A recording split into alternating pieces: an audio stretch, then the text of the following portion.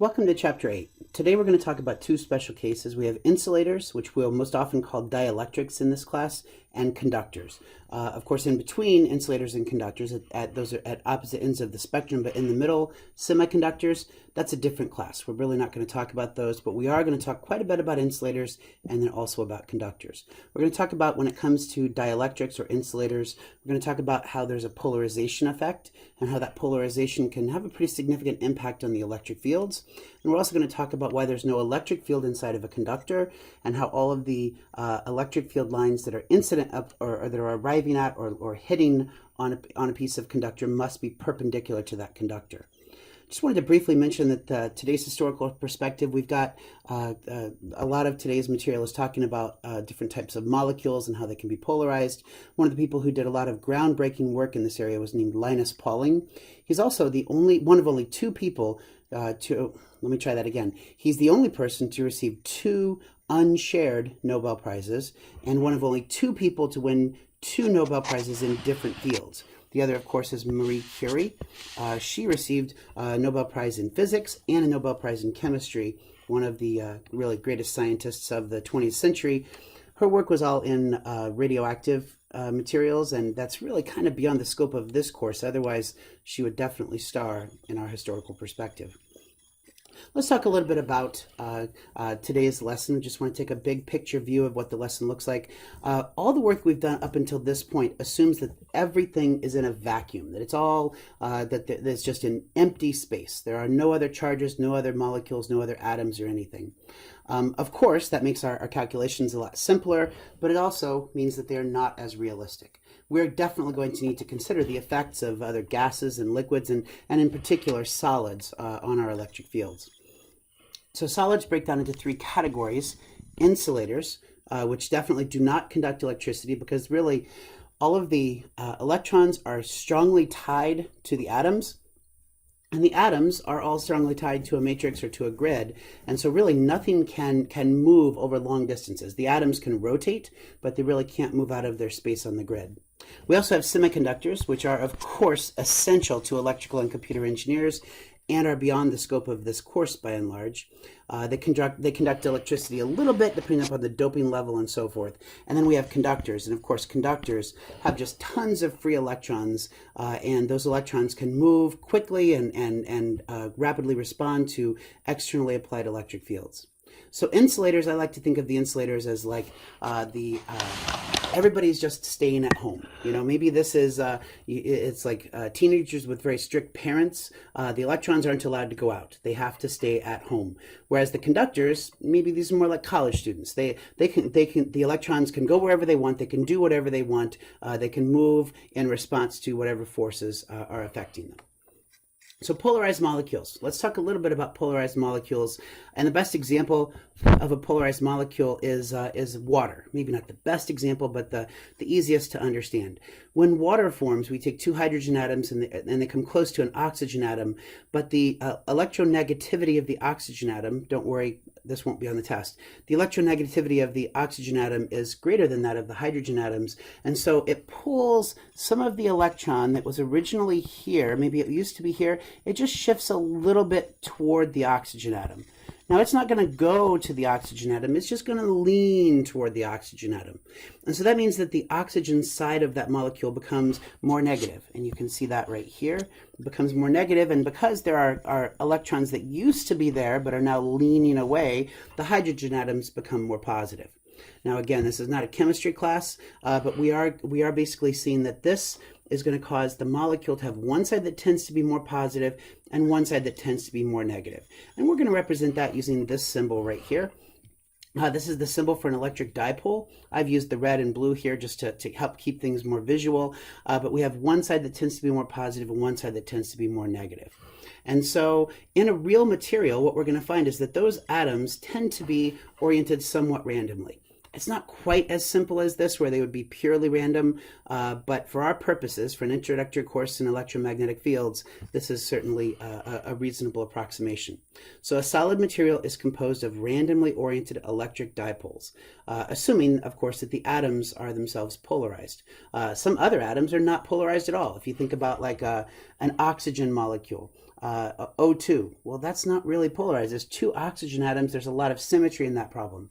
Or hydrogen, H2. Or even if you just think about like a noble gas, argon or something like that, that's just a single atom. There's perfect symmetry in that case. But if the atoms themselves are asymmetric, if there is a dipole introduced there, then they will tend to align in a somewhat random pattern until we apply an electric field. And if we apply an electric field, those atoms are going to rotate in response to that electric field. So I've tried to show over here, these charges are the source of the electric field, and these charges are the sink of the electric field. And the electric field lines are flowing from left to right through the material, and we can see that the atoms in the material, which previously were random, are now lining up. Now, they're not lining up. This picture, again, is an oversimplification. They aren't going to line up perfectly. They're going to tend to somewhat line up, and it really depends on the electric field, the strength of the electric field. Obviously, a stronger electric field is going to have more effect on the alignment of the atoms. It'll also depend upon the material. Some materials are more polarizable than others, and it will also depend on things like temperature. If the material is at a higher temperature, the atoms the molecules are more able to move and therefore more able to rotate. At a lower temperature, they would be less able to rotate. Well, interestingly, I'm gonna take out those source and sink charges and the electric field lines just to make the picture a little bit easier to understand. Interestingly, if these molecules tend to line up, notice that inside that dotted box there, everything is neutral. You know, although these two charges right here, they belong to different atoms, but they kind of balance each other out. And similarly, these balance each other out, and these balance each other out, and these balance each other out. So really what we find is that everything in the box is sort of neutral. And what that means is that what we're left with is a negative surface charge on one side and a positive surface charge on the other side. And that's really what's shown here in the last picture. And what happens is that that layer of surface charge right at the boundary of the material is going to be negative on one side and positive on the other side. So obviously there'll be an electric field that is established between those two boundary charges, between those two boundary layers.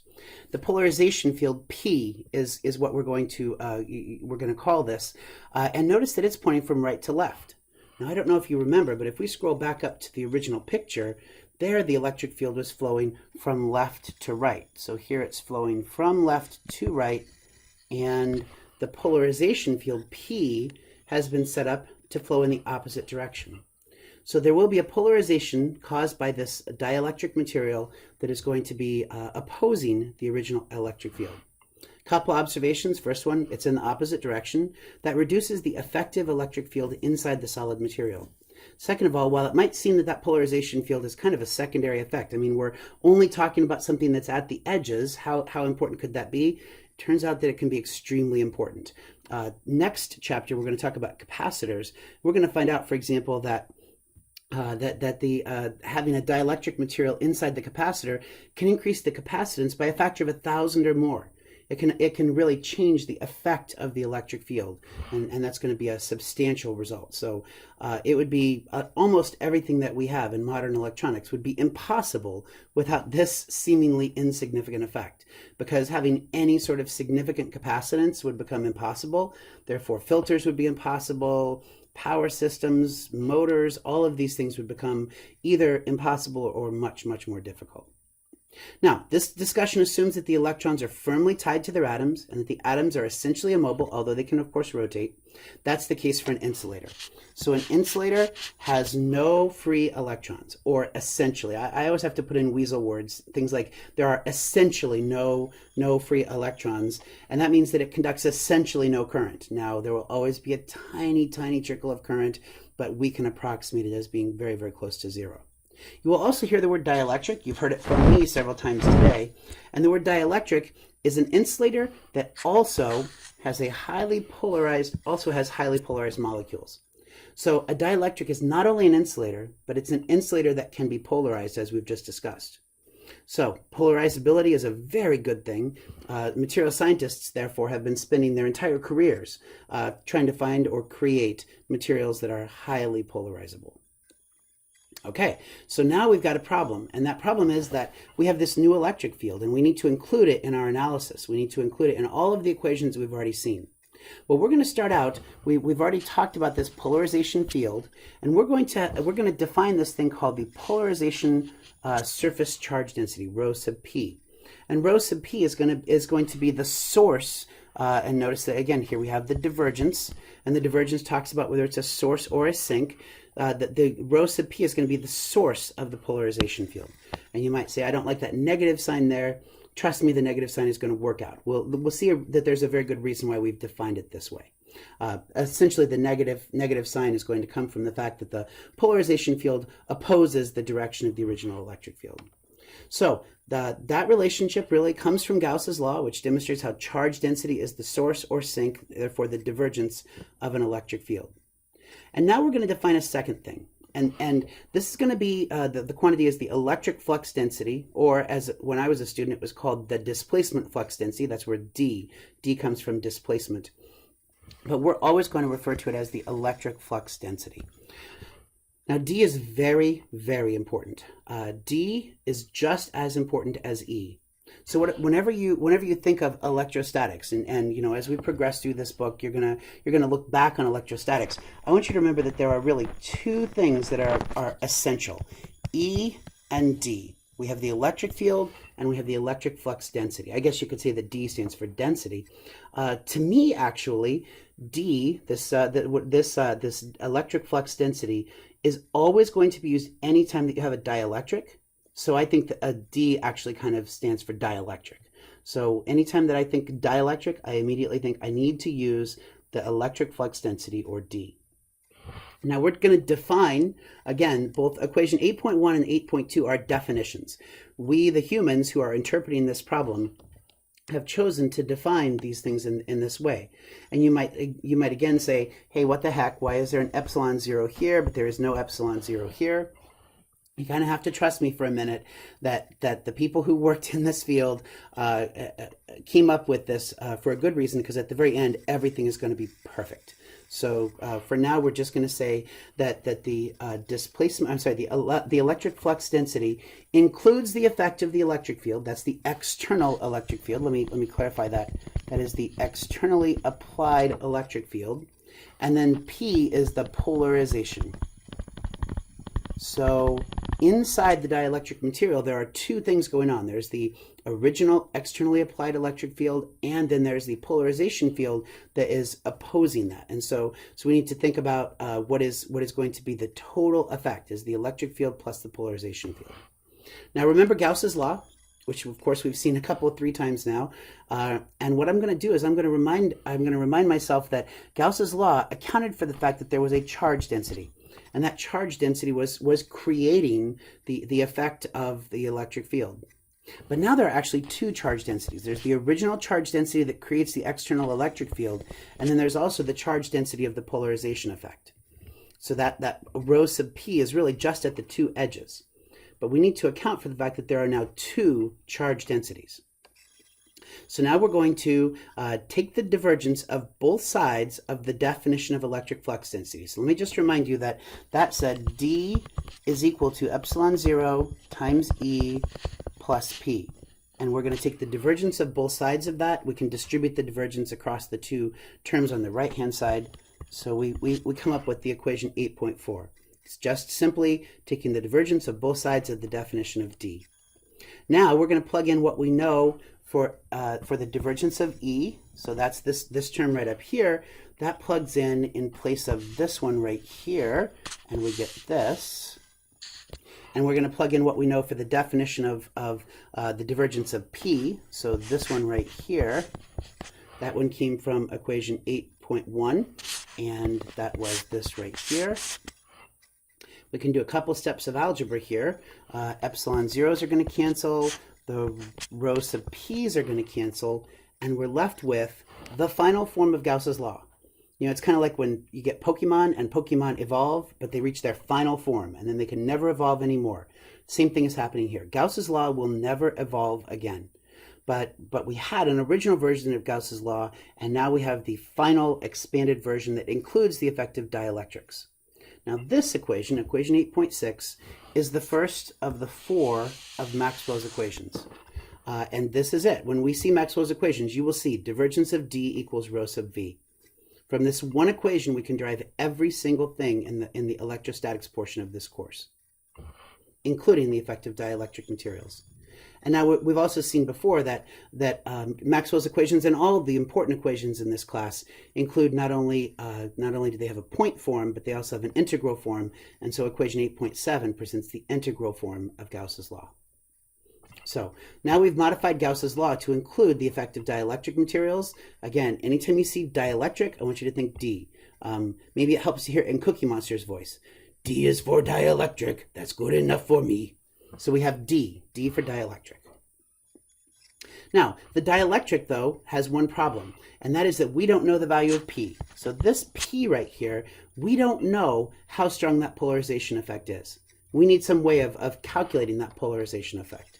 And happily for us, most materials, and by most materials I mean essentially all materials that we're going to study in this class, we're going to find that the polarization effect is proportional to the original electric field, and to the externally applied electric field. So what that says is, remember how those molecules were rotating in response to the electric field? We see that the amount that they rotate is proportional to the strength of the electric field.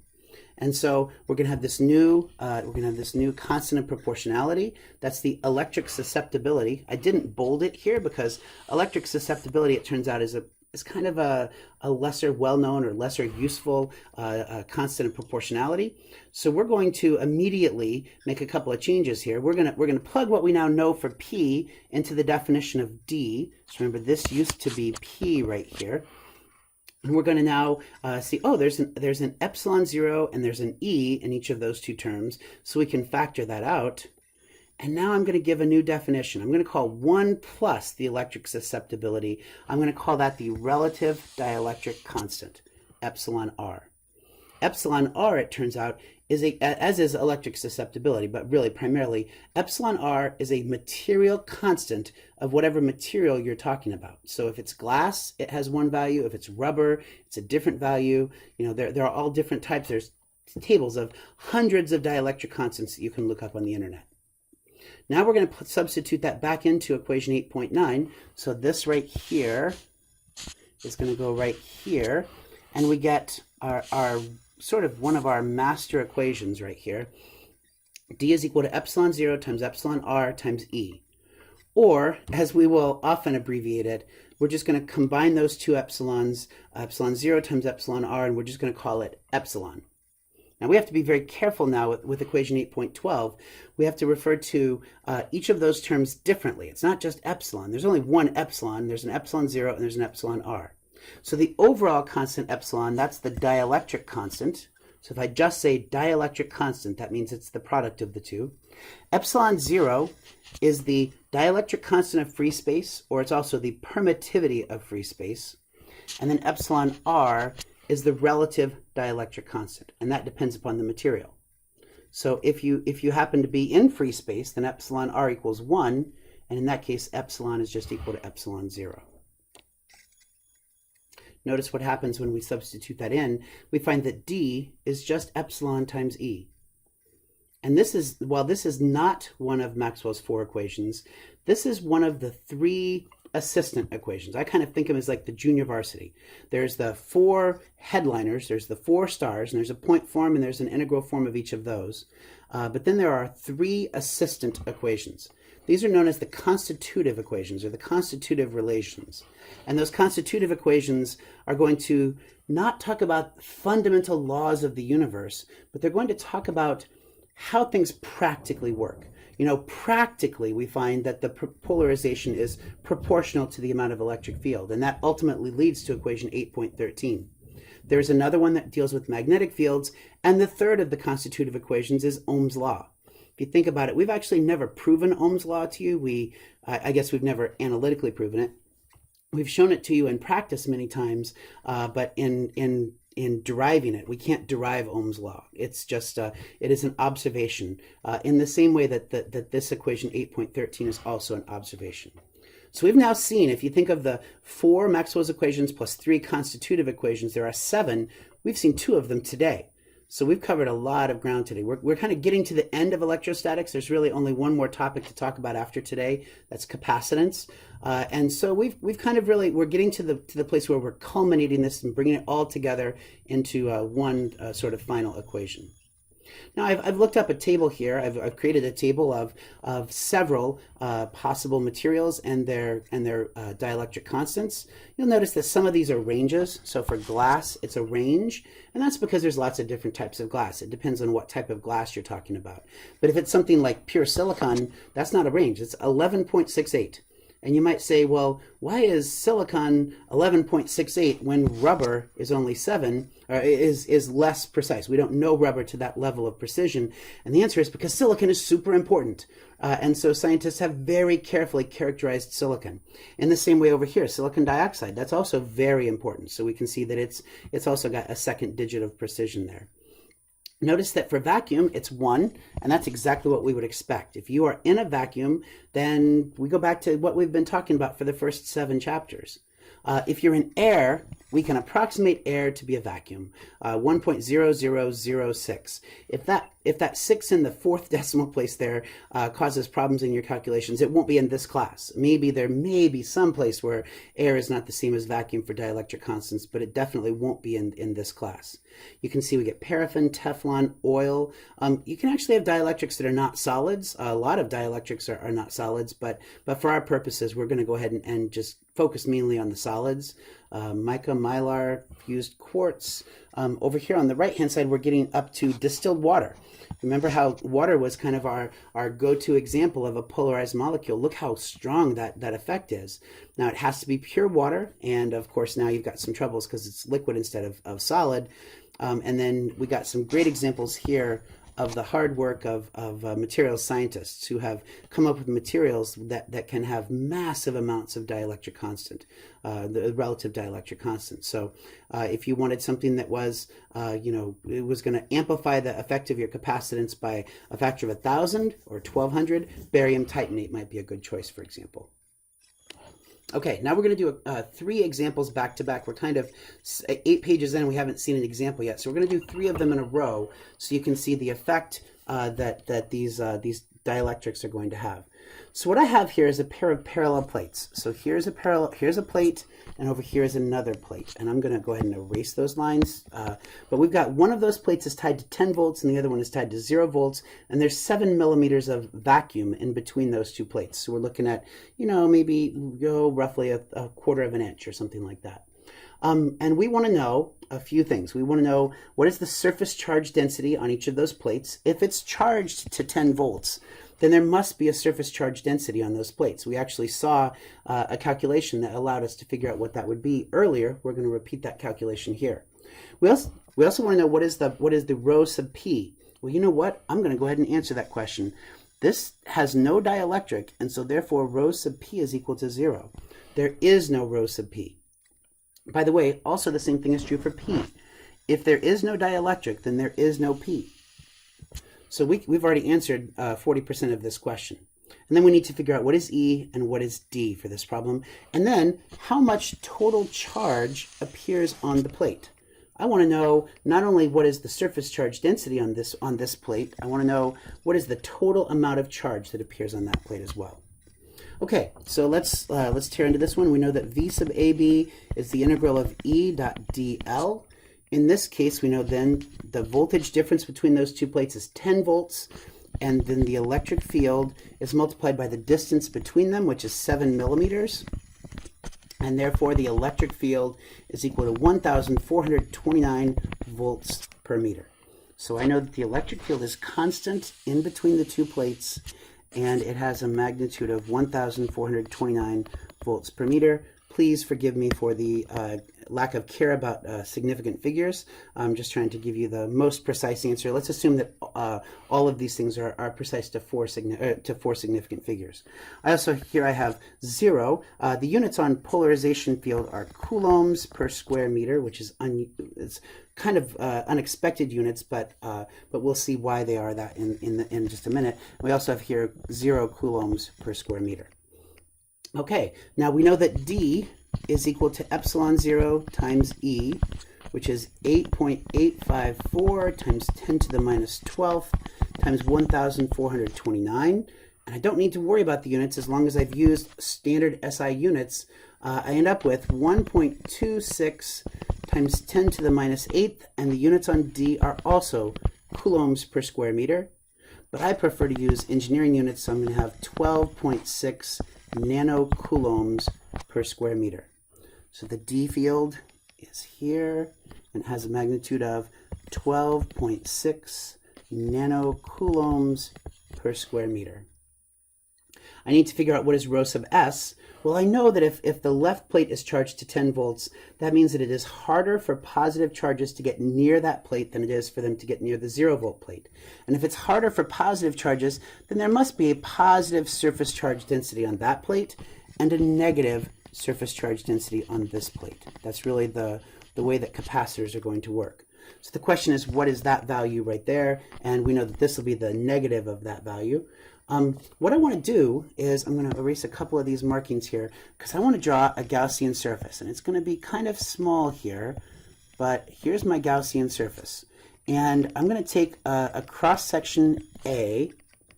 I know that the electric field up here is 0 because the electric field outside of the parallel plate capacitors is 0. We proved that back in our first Gauss's law lesson. And so the question is, what is the electric field right there? Well, we actually know the electric field right there. So let me go ahead and use Gauss's law. So I have the integral of d dot ds is equal to the enclosed charge. And so therefore d times a is equal to rho sub s times a, and the a's cancel, so therefore rho sub s is equal to d. Now it's a little bit sloppy up here. I said E. I'm going to go ahead and use D, even though there are no dielectrics here. I can go ahead and use D. And I find that rho sub s is equal to D, but I just found D. D was 12.6 nanocoulombs per square meter. So therefore this is 12.6 nanocoulombs per square meter. And this one on the right is negative 12.6 nanocoulombs per square meter. And we're almost done. My last calculation is Q. Q is equal to rho sub s times A, 12.6 nanocoulombs per square meter, and the surface area of each plate is 1 square centimeter. So this is 1 centimeter squared. Got to convert that into meters. So 100 centimeters. Oops, I'm going to get rid of that squared right there. 1 meter, 100 centimeters, and I'm going to square the whole thing. And this ends up being 1.26 times 10 to the minus 12th coulombs, which is 1.26 picocoulombs. So the top plate has positive 1.26 picocoulombs, bottom plate has negative 1.26 picocoulombs. So this actually, we could have done all of this before today. This D here would have been an E, and there would have been an epsilon 0, and everything would have worked out exactly the same. What we couldn't have done is the next two problems, because now I'm going to fill that gap with 7 millimeters of dielectric material. So now the full space between the metal plates is filled with graphite, and that has epsilon r of 10 in this problem. Assume that there's an infinitesimal gap between the metal plates and the dielectric material, and that's really just so that I can show that rho sub s and rho sub p are separate from each other. So, it's infinitesimal, so that it won't really impact our calculations. So some of these calculations are going to be identical to the previous example. V sub AB is the integral of E dot dl, and therefore 10 volts is equal to E times 7 millimeters, and E therefore is still 1429 volts per meter. So E looks like this, and it's 1429 volts per meter. I know that rho sub s is going to be positive on the left plate, and it's going to be negative on the right plate. And I know that rho sub p is going to be in the opposite direction. So rho sub p is going to be negative, and I'm showing this just barely inside the gap there, and this one is going to be positive right here. And we know that D is designed to handle both dielectric material and non-dielectric material. And so D is going to be right here. We don't yet know the quantity of D. And we know that the polarization field, which is 0 outside, but I don't really need to show that. I'm really just focusing inside. So the polarization field is going to be constant inside the dielectric material as well. So I know the value of E. Now D is equal to epsilon 0 times epsilon R times E, which is 8.854 times 10 to the minus 12th times 10 times 1429. And this works out to be 126 nanocoulombs per square meter. So this is 126 nanocoulombs per square meter. I'm now going to say, what is, remember that electric susceptibility, chi sub E? Chi sub E is equal to epsilon R minus 1. We don't really do much with chi sub E, but in this case, we're going to need it. It's 10 minus 1, which is 9. Because we need to actually calculate the polarization field. Most problems outside of educational examples, you don't need to calculate the polarization field because its effect is lumped in with the epsilon R. But since I need to know the polarization field, this is going to be epsilon 0 times chi sub E times the electric field, which is 8.854 times 10 to the minus 12th times 9 times 1429, which is 113 nanocoulombs per square meter. 113 nanocoulombs per square meter. What we're going to find is that the D field, which exists in the dielectric, is getting 90% of its strength from the polarization field, and only 10% of its strength from the electric field. Again, we can do a surface integral at the end. D dot ds is equal to Q enclosed, and that allows us to see that D is equal to rho sub s, and since D was 126 nanocoulombs per square meter, that's also what rho sub s is, 126 nanocoulombs per square meter, and then this one will be negative 126 nanocoulombs per square meter. And then we need to find rho sub p. Well, remember that rho sub p is causing the polarization field. And so in the same way, we can see that rho sub p is equal to whatever the polarization field is. Again, doing that same integral, the a's are going to cancel out. I've sort of skipped that step here. And the polarization field was 113 nanocoulombs per square meter, and so this one becomes 113, it's negative, 113 nanocoulombs per square meter, and this one is positive 113 nanocoulombs per square meter. And then last thing, what is the total charge on the plate? Q is equal to rho sub s times A, which it turns out is 12.6 picocoulombs. Now let me just scroll back up to the previous example and remind you that it used to be that the charge on that plate was 1.26 picocoulombs. So by having a dielectric material that has a dielectric constant of 10, we've boosted the charge on the plate by a factor of 10. And that's going to mean that ultimately, this of course is a capacitor, ultimately we're going to boost the capacitance of this capacitor by a factor of 10 as well. So those are the two extremes, where you've filled none of the gap with dielectric material or you've filled all of the gap with dielectric material. Let's look at an example in the middle where we have a millimeter of vacuum, then 5 millimeters of dielectric, and then another millimeter of vacuum. Everything else remains exactly the same. V sub AB is equal to the integral of E dot dl, which in this case there are going to be two values of the electric field. Over here where there is no polarization field and over here where there is no polarization field, the electric field is pretty strong. But when the polarization drops, or when the polarization increases, the electric field decreases. Over here the polarization is 0. Oh, that should be right on the dotted line. Try that again. So the polarization is 0 here, and it is 0 here, and it jumps up in the middle. Only where there's dielectric is there polarization field. But the D is constant. D is uniform everywhere. It's continuous. Rho sub S, of course, is going to be positive here, and it's going to be negative here. And rho sub P, sorry, these are going to cross. That's just because I put them too close together. Rho sub P is negative there, and it's positive there. So I'm going to go ahead and give these two separate names. I'll call this E1, and I'll call this E2, and therefore this is also E1. So I know that I'm going to have E1 times 1 millimeter plus E2 times 5 millimeters plus another E1 times 1 millimeter. I'd like to be able to find a relationship between E1 and E2. Well, I have relationships that tie each of them to D. And since D is constant, we can see that E1 is D divided by epsilon 0. Because there is no dielectric material, it's just epsilon 0.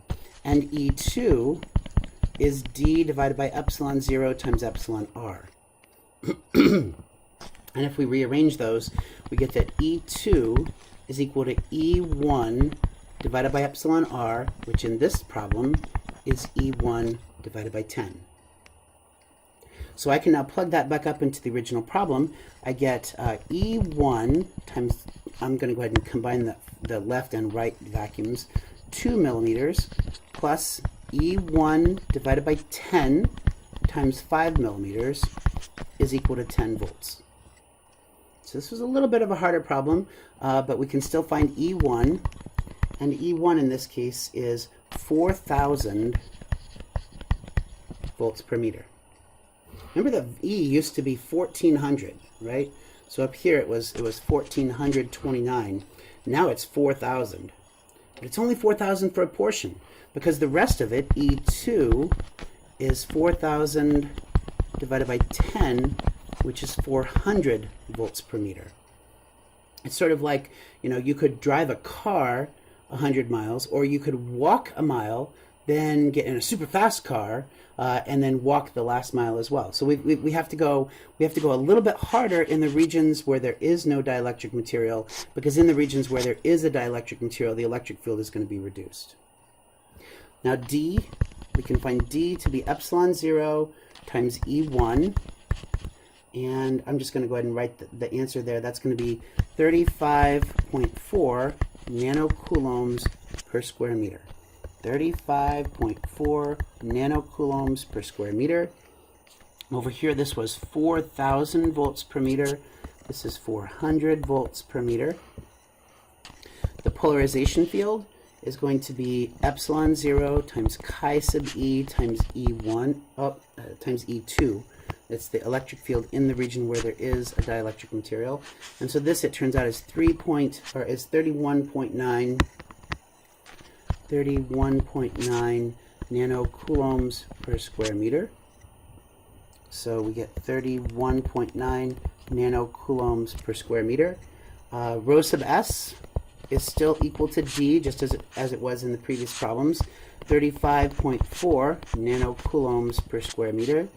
And rho sub P is equal to P, just as it was in the previous problem. That's 31.9 nanocoulombs per square meter. So 35.4 nanocoulombs per square meter. The other one is negative in the same direction. And then this one is negative 31.9 nanocoulombs per square meter. So we've done everything except calculate Q. Q is equal to rho sub S times A. And it turns out that this is 3.54 picocoulombs. And if we've done our work correctly, that answer should probably be somewhere in between the first two answers. So if there was no dielectric, we found that the charge on the surface was 1.26 picocoulombs. If there's all dielectric, we find that it's 12.6 picocoulombs.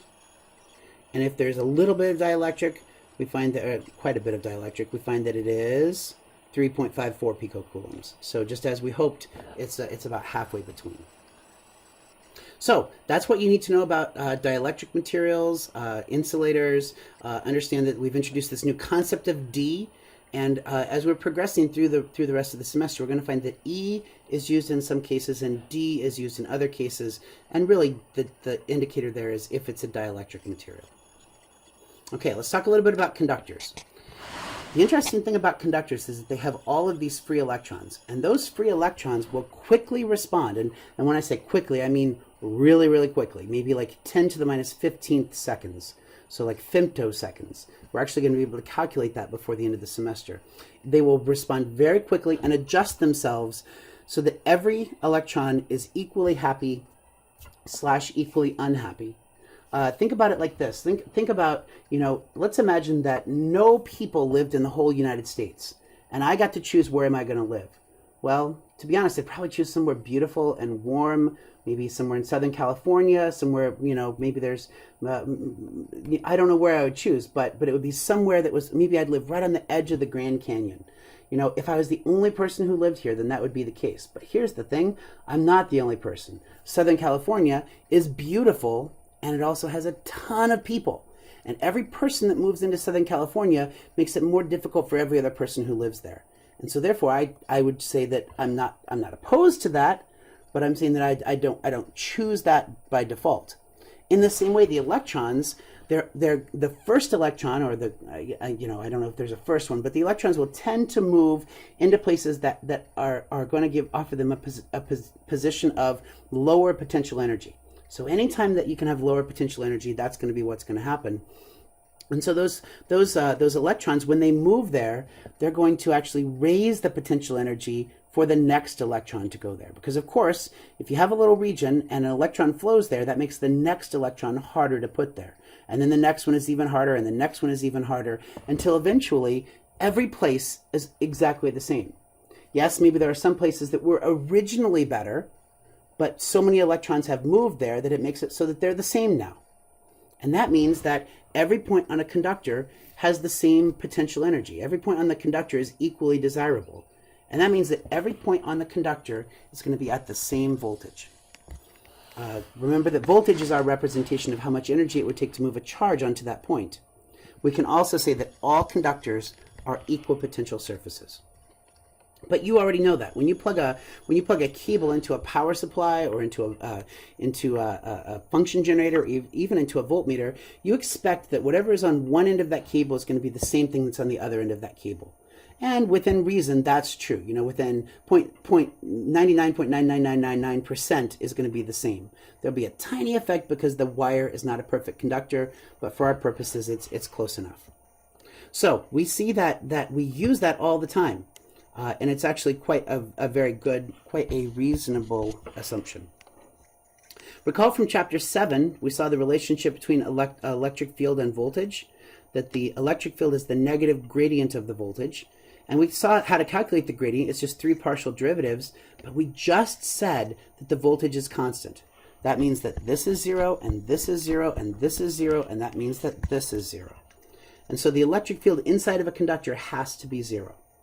That's very interesting. If there were an electric field inside the conductor, the electrons would quickly move so as to eliminate that electric field. They would move so as to balance it out. It's like little tiny particles, little electrons are moving all the time in response to whatever they see to be a perceived advantage. And as soon as they get to the place where it was more desirable, now it's no longer more desirable. Now, the other thing we're going to find is that if there is an electric field that is arriving at a conductor, then that electric field must arrive perpendicular to the conductive surface. If there was a tangential component, then that would mean that electrons would quickly rearrange themselves on that surface so as to cancel out the tangential component. Now, they can't rearrange themselves perpendicularly because they can't leave the surface. So there has to be, if there's an electric field, it has to be perpendicular. And it turns out that that's actually going to be very important for us. That's going to make a big difference in our calculations. But there is a problem. And that problem can be illustrated in this picture right here. We've already talked about the fact that in a point charge or in a sphere of charge, the electric field is going to radiate away radially. It's going to point in all directions.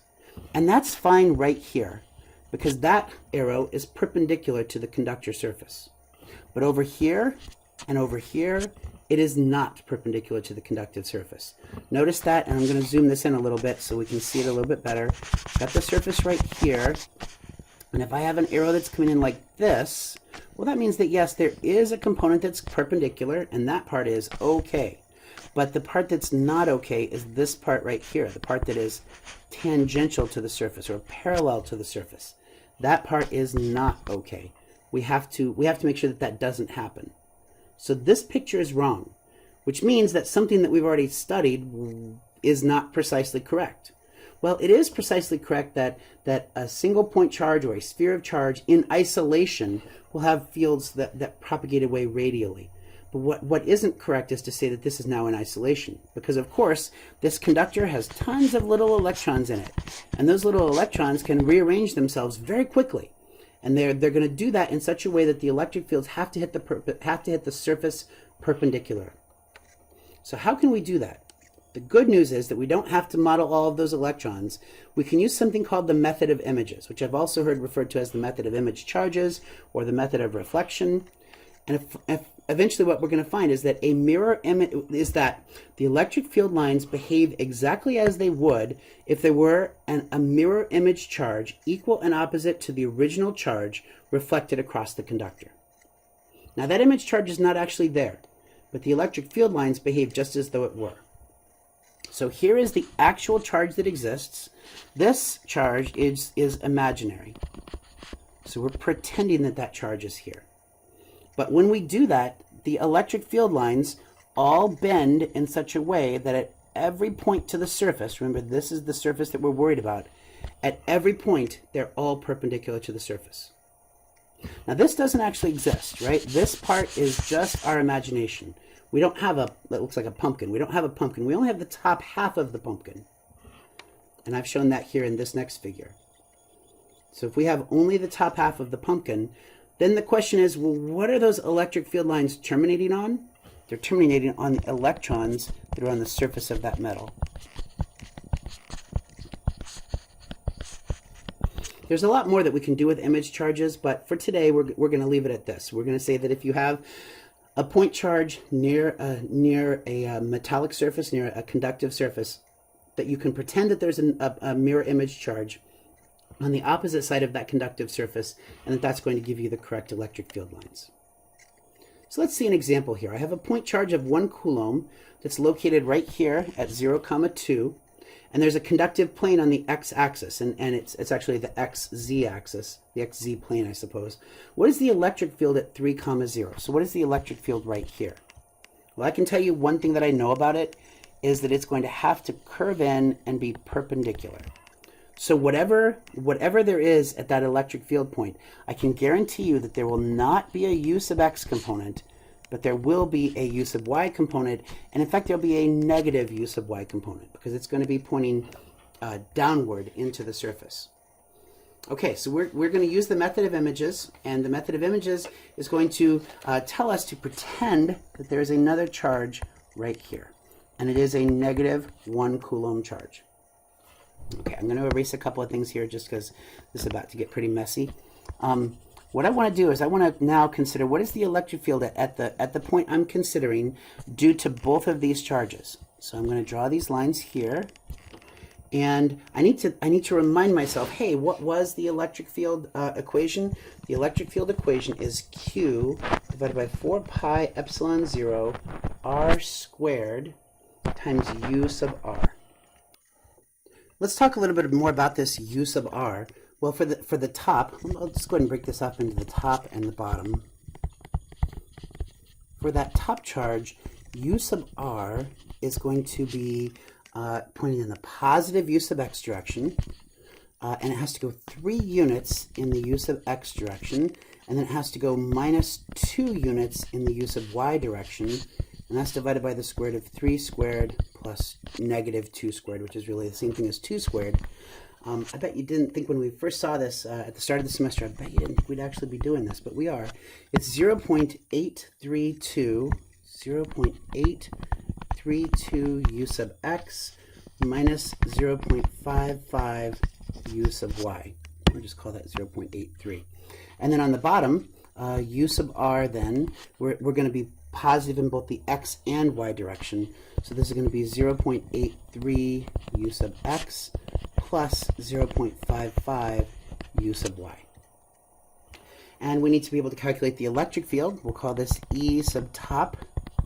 E sub top is going to be 1 coulomb divided by 4 pi epsilon 0 times, and this distance right here, r, is the square root of 13. So this will be the square root of 13 squared, or just 13.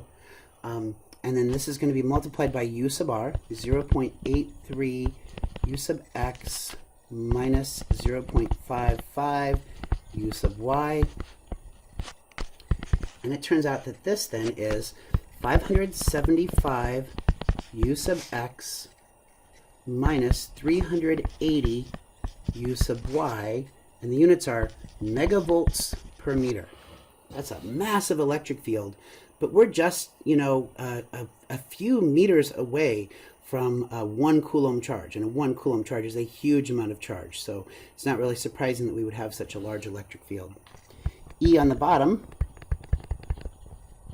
is going to be negative 1 coulomb divided by 4 pi epsilon 0 times the square root of 13 squared, and then this is 0.83 u sub x plus 0.55 u sub y, and this works out to be negative 575, and that negative sign is really important, so I need to emphasize that it's there. Negative 575 u sub x minus 380 u sub y megavolts per meter, and E total is equal to E top plus E bottom.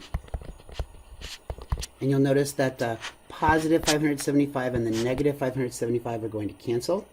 So we end up with minus 380 u sub y minus 380 u sub y megavolts per meter, which is negative 760 u sub y megavolts per meter.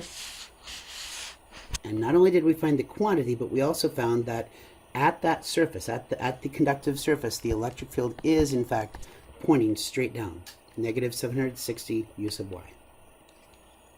So the most important things we talked about today, we introduced the concept of polarization, and these of course are caused by having polarized atoms that rotate in response to an external electric field. We modified Gauss's law to include the effect of this. We talked a little bit about how the polarization field itself is proportional to the external electric field, and that allows us to develop not only one of Maxwell's equations, but one of the constitutive equations. Then we saw that the electric field inside a conductor is 0, and the electric field lines must be perpendicular to the surface of a conductor, and the method of images can be used to calculate the electric field in the vicinity of a conductor.